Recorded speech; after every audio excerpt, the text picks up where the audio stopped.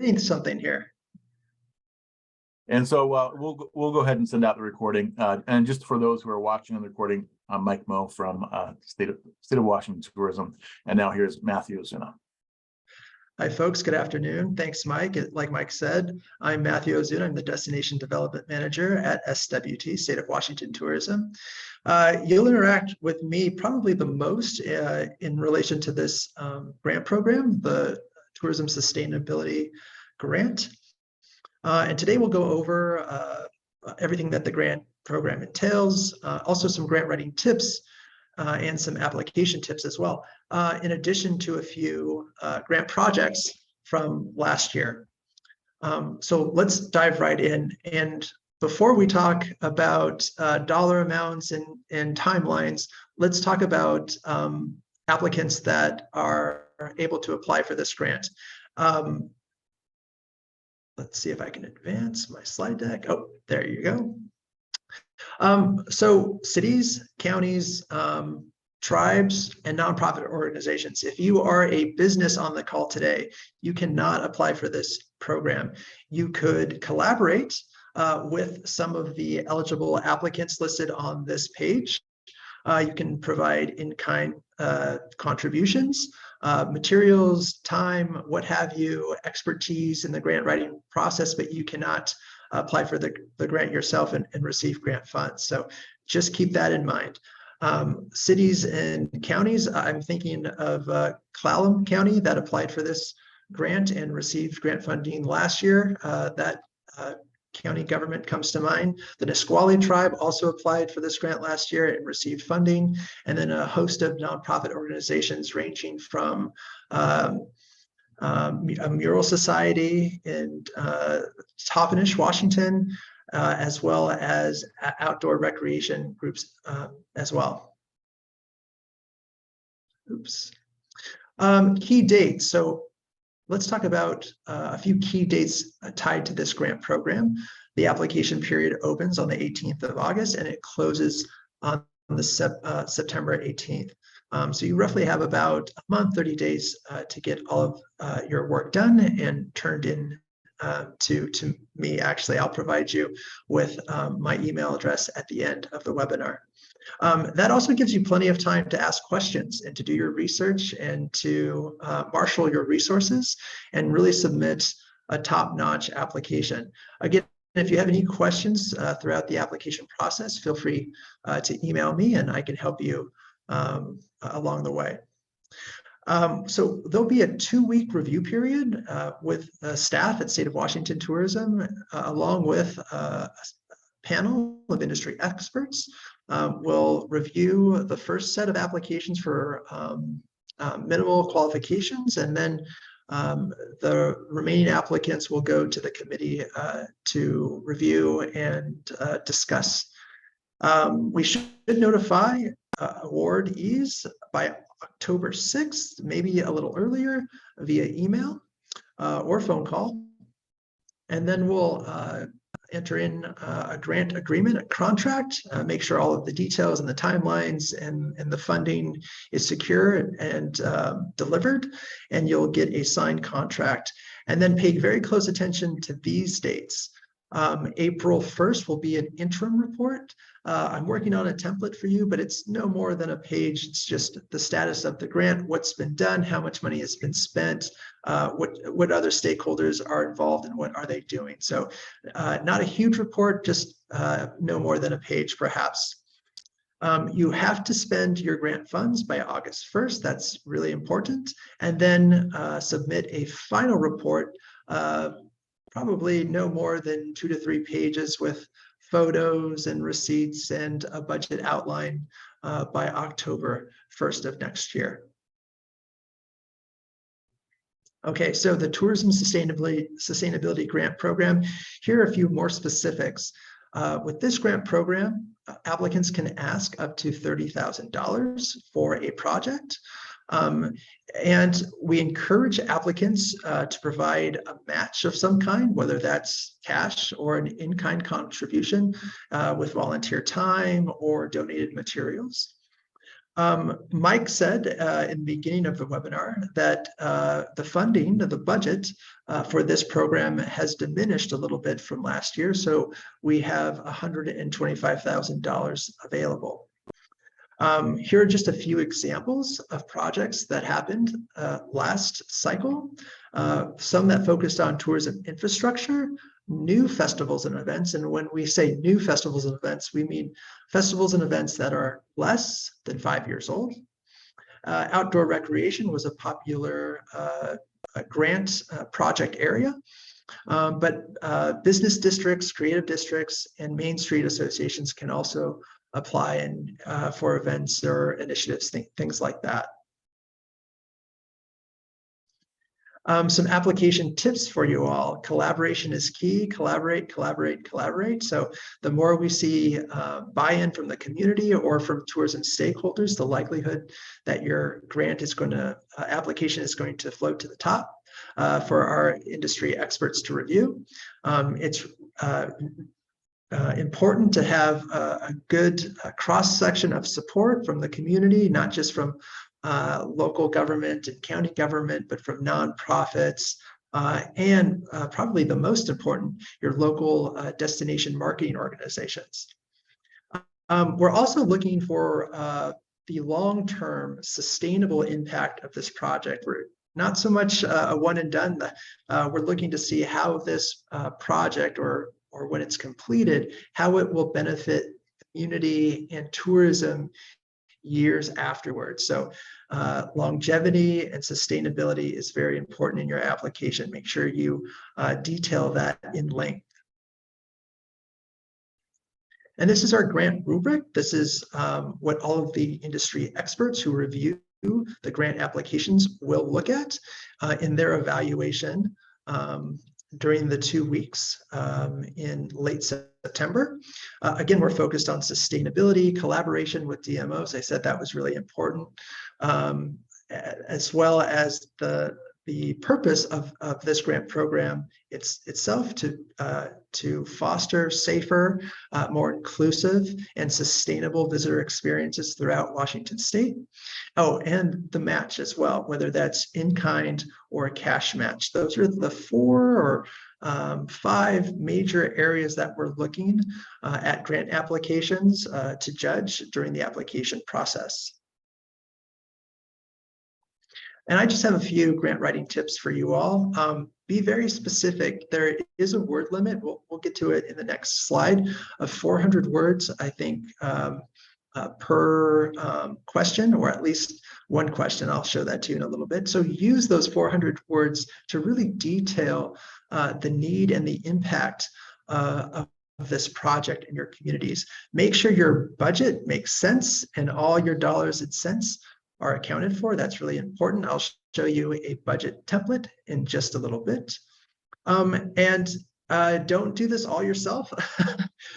Make sure you're able to kind of recruit others, have them do sections of the grant, and perhaps maybe an outside person to kind of look over the entire grant application before you submit it, to just raise any concerns or questions or to clarify a few things. It's sometimes a fresh set of eyes, and someone outside of your organization can kind of give you some pointers on this application process. Don't procrastinate. You probably heard that one before. You have an entire month, or some of you have probably already started.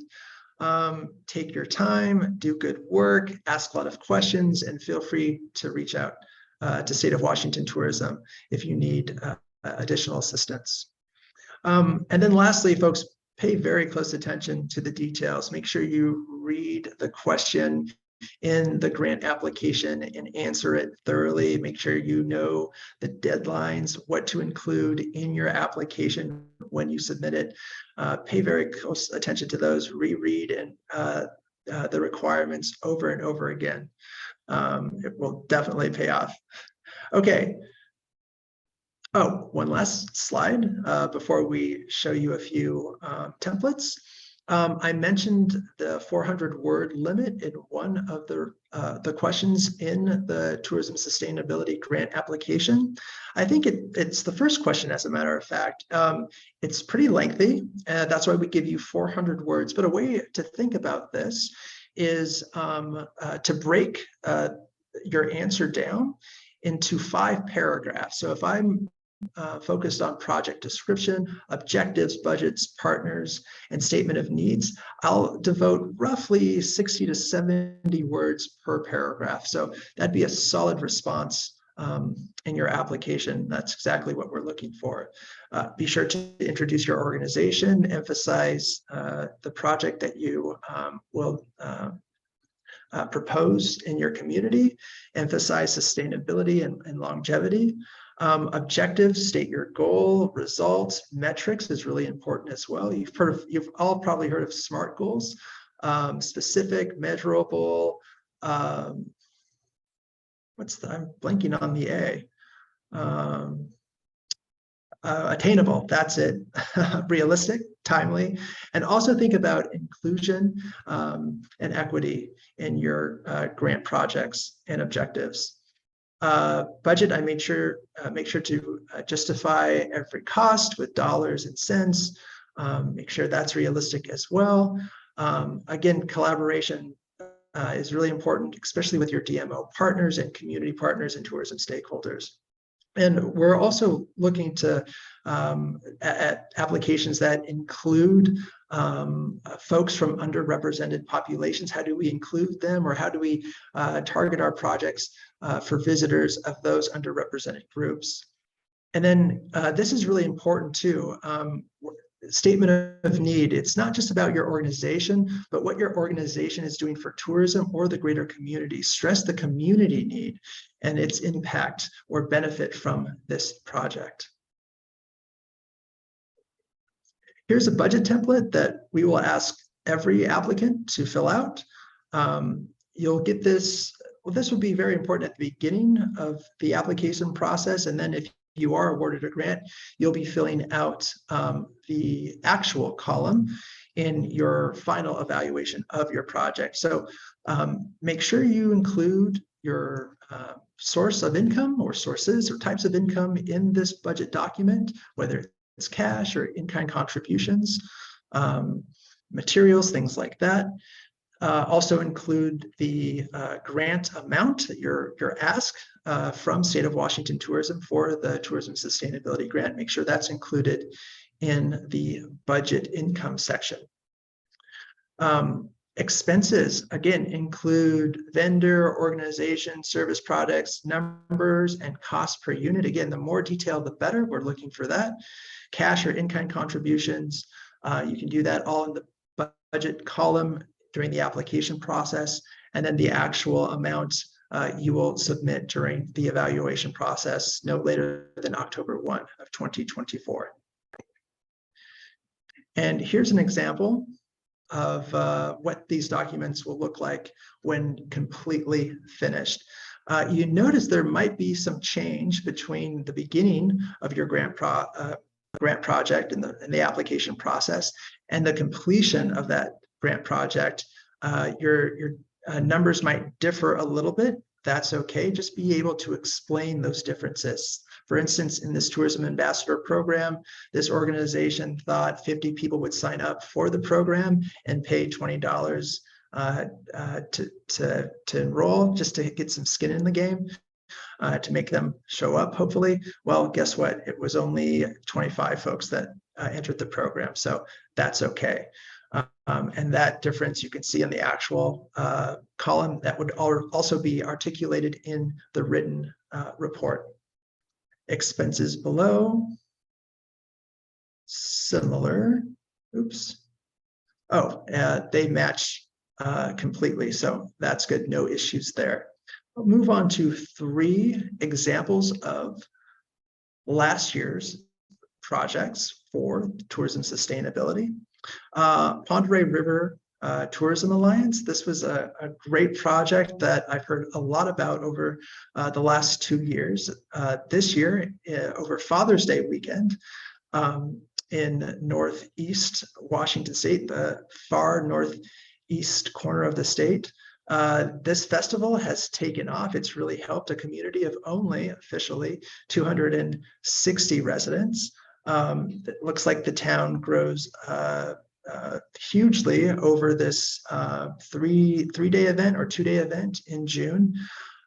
Good to see the economic impact, but also the community pride and visitor impact of this area. Now, this Bigfoot Festival, from what I'm told, it's not just a fringe festival of Bigfoot hunters and watchers, but it also has to do with local culture and history and indigenous history and culture.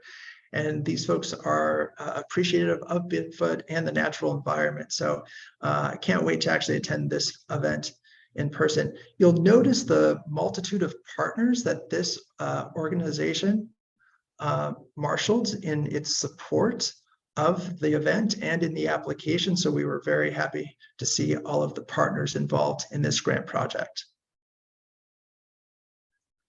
Kittitas Environmental Educational or Education Network was another great application that we were happy to fund, or a project that we are happy to fund. It had to do with tourism infrastructure, so a picnic shelter at this state park. This organization has been involved with this state park for a number of years. It's dedicated plenty of time and material to this. So that's also something that we like to see, a long-term commitment to the sustainability of this project and its multiple impacts on the community or benefits for tourism, not only for visitors, but also residents. So this project has been a little delayed. That's okay, due to the heat this summer and a few other logistics. The building of this shelter won't actually happen until October. So we appreciated the communication going back and forth of the progress of this grant project, and we were able to accommodate the needs of this grantee with the project. And lastly, folks, tourism infrastructure. This was an electronic sign in Grays Harbor. This sign has to do with a larger attraction in the area for the Historical Seaport Authority, or the Seaport Landing area.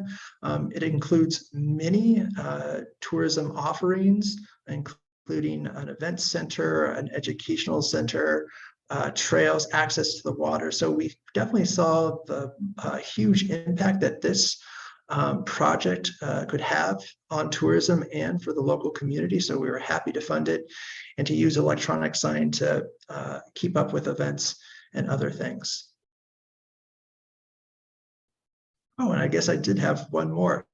This has also been a joy to see the project progress over time. A disabled hikers trail guide in the San Juan Islands. This project just wrapped up, and it differed a little bit from the other grant projects. This project, we offered reimbursement at the end of the process, as opposed to the other projects, which were all a lump sum payment in the beginning. This project just wrapped up, I think, in June or July. And I know Amy in the San Juans has learned a lot from it and is looking forward to publishing the hiker guide late summer or early fall. I guess that is all I have. There are our contact or email addresses for Mike and myself. Again, if you have any questions during the application process, you can reach out to me at my email address there, or you can also we can also schedule a talk over the phone. Mike, did I miss anything? Yeah. No, great. Thank you, Matthew. There were a couple questions on the chat, so I want to address those now. First of all, Taylor asks, does SWT have any geographic priorities? And really our biggest priority is to make sure that we're spreading the wealth kind of throughout the state. You know, we represent the entire state. And so that is a bit of a consideration when we're looking at the grants. We want to make sure that we're not just, you know, concentrating in one area, and making sure that, you know, all the regions are hopefully getting some benefit from this program. Melissa asks, are we giving preference to infrastructure type projects? And I would not say that we give preference. For us, it's really about looking at the benefit for your destination and, hopefully helping drive overnight visitors to your destination. That's really what this is about. Do you have an ideal grant request amount? And it really just depends on the project. I wouldn't say there's, we're not looking at one going, oh yes, we want everything to be $17,000.50. It just really depends on your project and depends on the need involved. And I will say, looking at this last year, trying to make sure that we're spreading the wealth and making sure people get benefit. If you just because you request 30,000 won't mean you actually get 30,000, even if you are successful. Sometimes we do have to kind of split that up and move things around. We actually had a legislator on one of our panels last year, and it really gave me some perspective on what they have to do every year when they're looking at their budgets. Here's another one from Abby. Hello, we're a nonprofit museum in Bellingham, and 60% of visitors are tourists. And she's asking what chances do they have and how can they make a competitive application? I would say your chances are just fine if you're a nonprofit. You should definitely apply. And to make a competitive application is really, again, kind of how Matt just outlined it, making sure that you're specific in your request, showing how your grant will help your community, showing how, if you're in Bellingham, I would definitely reach out to Dylan and the folks down at Bellingham Whatcom County Tourism, and really trying to collaborate with your other stakeholders in your area. Can you apply if the project is already started and is still in process? Yes, you can, as long as it's something that's new. It's a new thing, I guess. All right, let's see. Do we have Taylor? How do we define tourism? Does Washington tourism count, or focus primarily out of state or international? I believe we define what's our 50 miles there, Matthew? Is the technical term 50 miles and preferably people that stay overnight. Yeah, for us, when we're doing our marketing, we are always focusing on out-of-state visitors and international visitors. However, that doesn't really apply to this. Really, what we want is to fill up your hotels and your restaurants and your attractions and bringing real economic benefit to your town or your destination. Let's say. I hope that answers your question there, Taylor.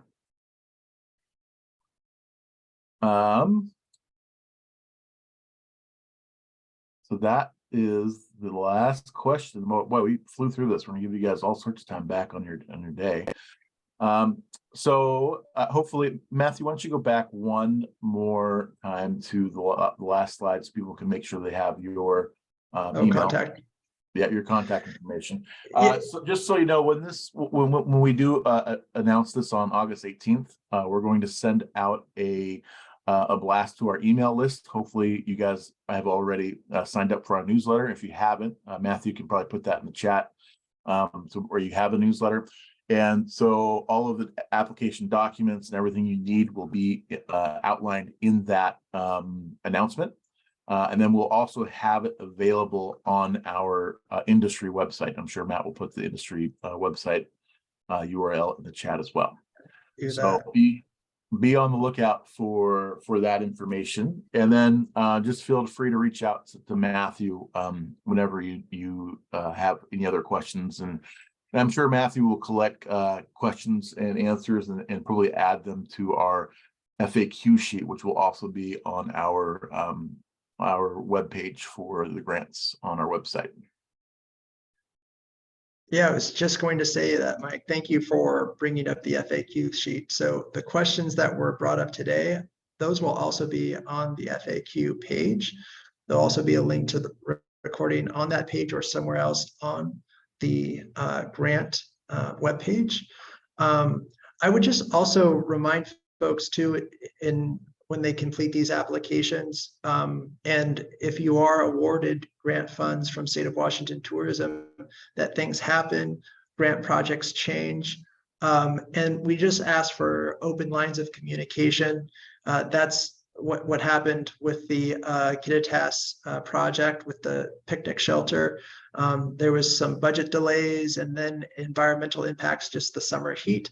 And their volunteers didn't want to build this structure in the middle of summer. And we said, that's fine. It can definitely go later into early fall. So just keep open lines of communications with us. We're happy to work with you and overcome any other obstacles in the application process or the actual project that you might have.